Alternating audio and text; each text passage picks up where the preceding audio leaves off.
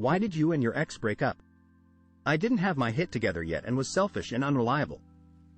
She thought she deserved better, and back then, she was right. I've come a long way since then. She cheated on me with a convicted pedophile, then Shay left me for the pedophile. We have 3 kids together and, unsurprisingly, they all live with me. His mom slapped me. I was tired of being abused by the itch, so I told him he couldn't keep both of us in his life. He had to choose me or his mother. He chose his pregnant mistress, edited for clarity. Original wording read, he chose his pregnant side piece. My ex-wife filed for divorce to teach me a lesson, thinking I would try to stop the divorce. She was piping mad when I didn't, though. I took her for granted. She got fed up. She said she would kill herself if I left. I stayed and began to resent her and slowly push her away. She cheated. We broke up. 10, would not recommend. I found pictures of her banging some other dude in our bed while I was gone for work.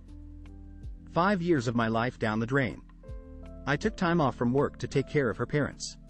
Her mom died, and it hit her hard. I continued taking care of her dad, but she was so stressed she would go out with her daughters and friends from work to distress. After 2 years of staying at her parents' house 24/7 and right before her dad died, she told me I was a godsend. And she wanted a divorce. She locked me out of our house and had the attorney she was working with declare I had abandoned it so she could keep everything. Turned out her nights with our daughters and with her friends were actually with her boyfriend. She got the house and the inheritance and a new boyfriend. I got nothing. She went to Hawaii for a girls' weekend, came back and told me she wants to focus on her career without worrying about me and broke it off after 4 years. She probably cheated on me. Edit. She started seeing me as a burden when applying to jobs because she kept considering my opportunities alongside hers. We weren't right for each other anyway, so it's cool. Just sucks to have something last for 4 years and then end so suddenly. Kinda ruined my outlook on dating and commitment, so I haven't been in a relationship since then. Sucks.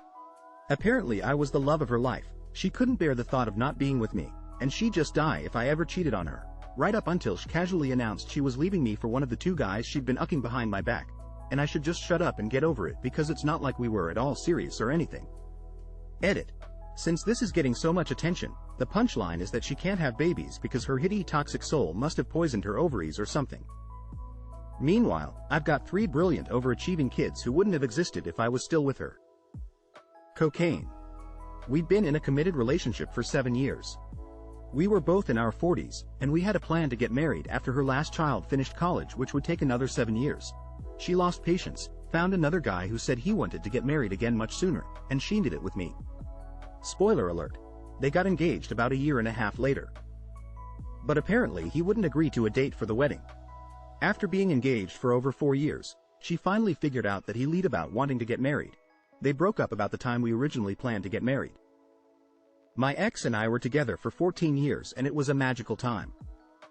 However, once the pandemic hit, he took up smoking crystal meth at home while I was away at work all day. He became absolutely addicted, stopped taking his schizophrenia medication, and the psychosis and paranoia took over. Living with him became a horrific nightmare I wouldn't wish on anyone. I tried everything to get them help, but he wouldn't budge or acknowledge the depths of his despair. After 5 months living with this madman who was once my best friend and partner in life, I had to move out and start my life all over from scratch. I still can't believe how quickly it all unraveled. Now he's homeless and living downtown in some bushes in a park. What subscription is worth every penny? We pay for it with taxes and not a subscription fee, but I'm going to say a library card. Access to all the books and most of the magazines in the world. Tons of databases. Learning resources. A nice cozy place to do work, study, read. Got a student membership to a pool hall when I was in uni. It was $10 and let you get half-price D pictures during happy hour and every 5th hour on the table for free. It had no expiry, happened to be going to town, so thought I'd just try it for kicks. 30 years later, still get me half-priced beer. In the 1990s, Rolling Stone magazine offered lifetime subscriptions for $50. I got it and I still get them free every month. When I move, I fill out a change of address form and they keep sending them to the new residence. Over 25 years so far. TSA pre-check. If you fly, this is a bargain value for the time saved and stress avoided. AAA to come save you off of the side of the road. A gym subscription. I have severe PTSD and it gave me a structure and a sense of accomplishment, since I am unable to work at the moment. My dad got a family Spotify account years ago that allows us to link 4 accounts over numerous devices. And the kicker is it was a special unlimited deal in the fairly early days of Spotify, so it was for €60.00 total per year. So for the past number of years I've been paying €15.00 per year to have Spotify Premium, and it's honestly been the best value I've ever had for anything in my life. Even then I'd still pay the full price if I had to for the service, as I think it's just that good. Costco or Sam's Club memberships. Even if you don't step a foot in their stores, you're still saving $0.20 to $0.30 per gallon on their gas, which means you'll make back that membership cost plus more in a year. What is a secret that your family, friends didn't want you to know? My grandmother was the child of rape. Her older brother forced his younger sister and she was the result. Despite it all, she was smarter than Ocking Whip. Nobody could beat her in chess or Scrabble. Biggest heart. To hear that and then hear how her family hated her for being born. One story that stuck with me is, when she was young, she got in an accident sledding. She got a large gash on her head and her parents, grandparents, wanted her to die, so they let her bleed and bleed. She survived and fixed herself up at the age of 8. Her father, grandfather, then continued to rape her until she moved out. My grandma had the worst and hardest life growing up, but she never let that make her ugly. She had 200+ people go to her funeral and all of them called her auntie, because she took care of all the kids that got dumped by their alcoholic parents. She once said she was taking care of 20 kids at some point at the age of 15. Only respect and love for my grandma. Hard life Buttman. One-of-a-kind woman. Edit.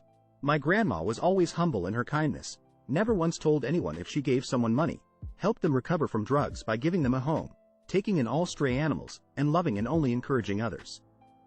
She never had a bad thing to say about anyone. Even the worst of people, she'd say, they are hurting.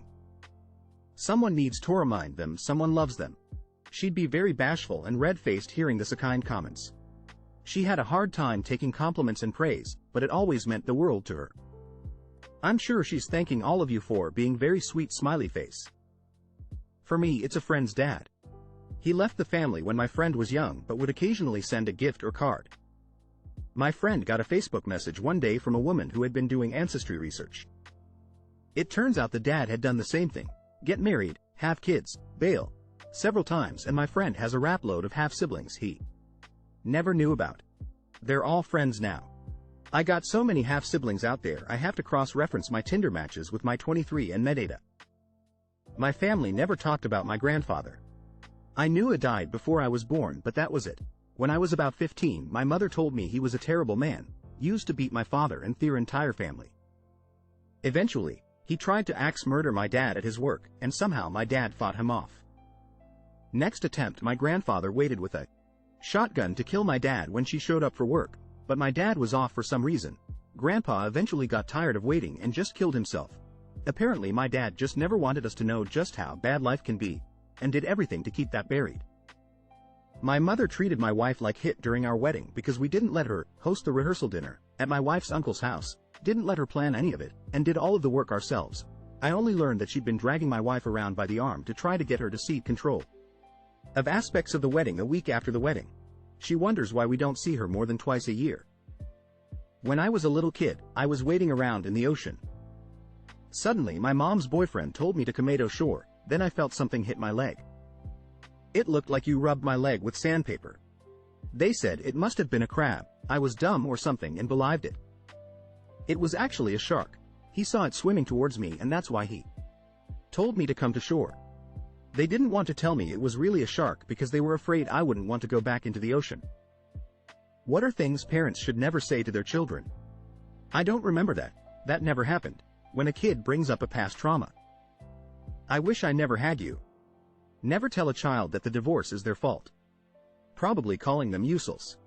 Comparing them to others, talking about their weight, focusing on the negatives or their wrongdoings, constantly dismissing them, unwilling to hear their opinions because, I'm right you're wrong, mentality. There's so much. Don't make your kids do the things you're afraid to face.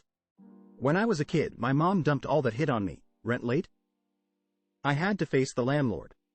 She'd try to convince me it was a fun game, like see how fast you can run to his door, drop a check in the mail slot, and run back to the car. Even at 10 years old, I knew it wasn't a AMN game. All she was doing was transferring her anxiety directly to me. Be honest with your kid about the hitty situations you might be in, but don't make them carry the weight in your place.